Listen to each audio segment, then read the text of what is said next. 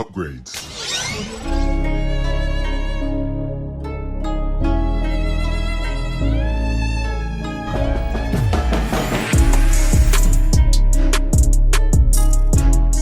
Hey everyone, Gentleman Mike here. I'm back with another video, and today I'm going to be talking about 2019 film's Pet Sematary. This is a remake of the original film that came out, I think, around the 80s or 90s, I believe.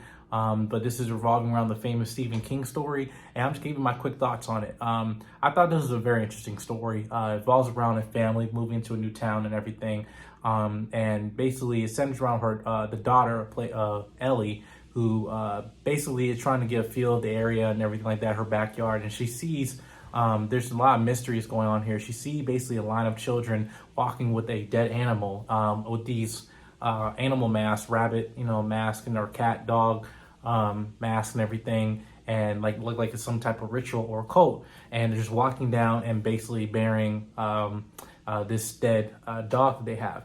And the mom is basically kind of reserved and saying, hey, let's go away from that. But then, obviously the little kid's trying to be rebellious and stuff and trying to figure out what's going on. And she stumbled upon, at least the barrier between the graveyard and stuff. And that's where we meet the neighbor, Jude, who knows about, the pet cemetery, but he knows more than what he's really giving off, right?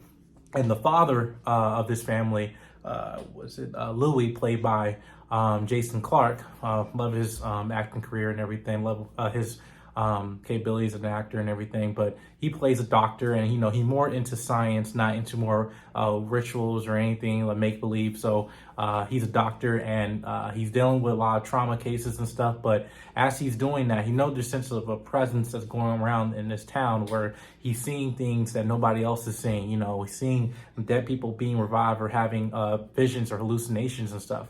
And whether the hallucinations are just make-believe or real, we'll later figure that out.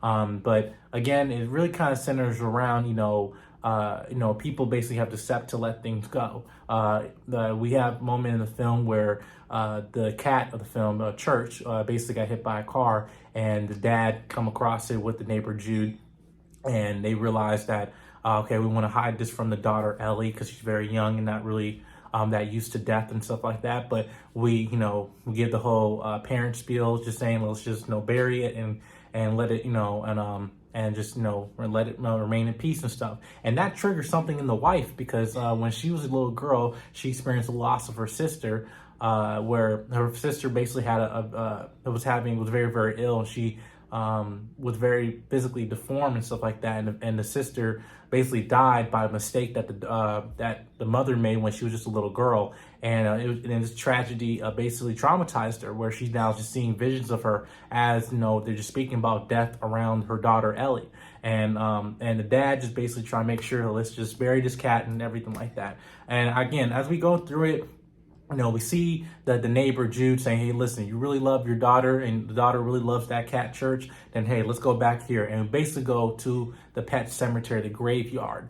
And as he buries it and stuff, later on, he had to basically tell the daughter, saying, listen, the cat, just passed away and everything. While the daughter's like, no, he's not. He's right over here.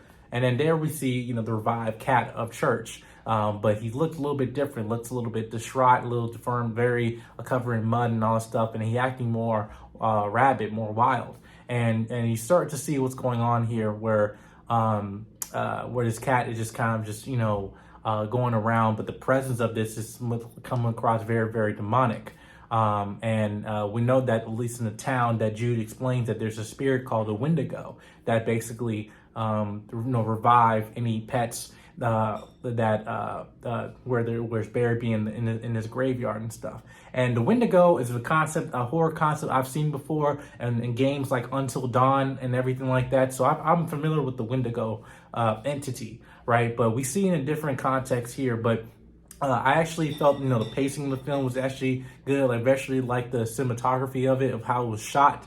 And insinuating that something's luring and causing a sense of suspense and everything, and causing anxiety, where there's where you're watching a scene and something horrific happens and stuff like that. It might happen in somebody's head.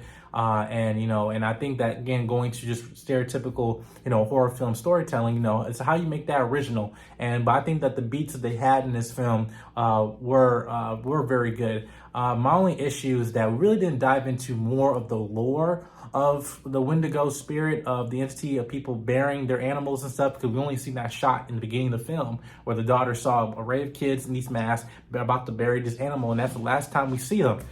We do get a quick shot of them like in the graveyard in like a deleted scene or something like that, but yeah, I wish we just got more of that. But as we get through it, another tragedy happened where there was a car accident, basically led to the death of Ellie and the daughter. And basically, as this was going on, is that the mother and the father, basically they're having issues in their marriage, and decide the mother says she's gonna take the child Gabe and go home. And now this is very different from the original Pet Sematary, because actually it was I believe the child Gabe, the youngest one, that actually died. But then the dad, he couldn't accept this. He wanted to be, dealing with this trauma of his daughter, and he decided to basically take her body and actually bury it in the pet cemetery to be revived.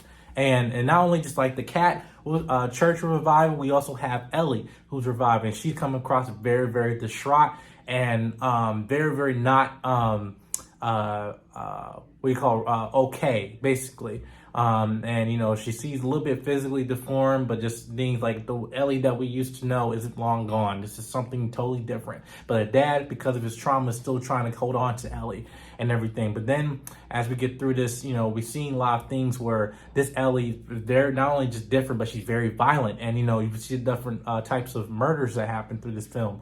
And as the mom comes back and everything, he was trying to hide this from the neighbor Jew, Ellie, the revived Ellie, because the neighbor told him, don't do this, because I experienced this before, where the dog, our dead dog, was revived and everything, and then all hell break loose, and I don't want that to happen to you. But the dad was hard-headed and he's filled with trauma, which I think that was the message of the film, which bad things happen when we learn not to let things go. And but yeah, and I just thought that was just really profound. But it gets more crazy as the family, the mom and the youngest son, come back home and sees Ellie, and she's getting very, very reserved about accepting her and stuff like that.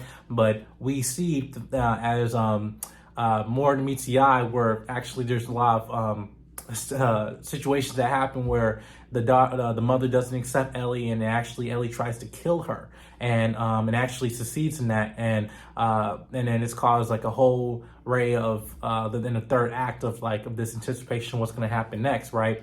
And the mother actually died, but then guess what? Ellie is deciding, you know what? I'm actually going to revive my mother, and actually so she can be with me again, right? And the dad does not want that, because he doesn't want notice the experience he happened with Ellie.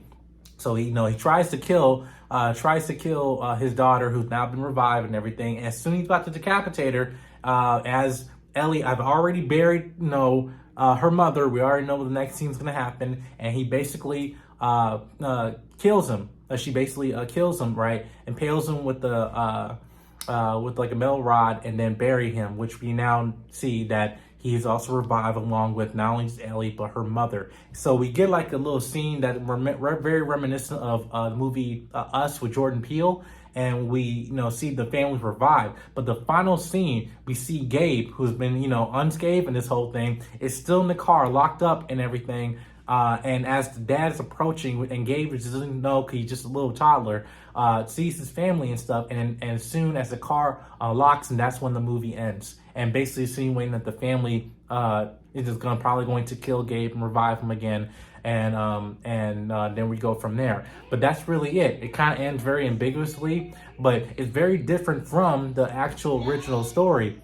And I was very, the only thing I was kind of had issues with, the fact is that I wanted them to establish more of the lore, is that, okay, if this family's revived, is this the first time this has happened when someone tried to revive somebody? Which I'm thinking that the kids we saw earlier were also revived children as well. And so, but we didn't really get to see that. I wanted to see more of that storyline and stuff like that. So only time will tell when we get to see the upcoming sequel, the Pet Sematary Bloodline, which I'll be reviewing as well. So be on tune for looking it out on Team JVS and stuff. But that concludes the end of this review. I basically kind of give it, I want to say maybe probably around a 6.5 out of 10. I thought this was an okay movie. Wasn't the best horror movie I've seen in a minute, but it might be a good, popcorn film for you guys to see. But tune in next time for my review for the upcoming sequel of Pet Sematary Bloodline that's coming very soon. Till next time, Jedi Mike 7. Peace. We are out.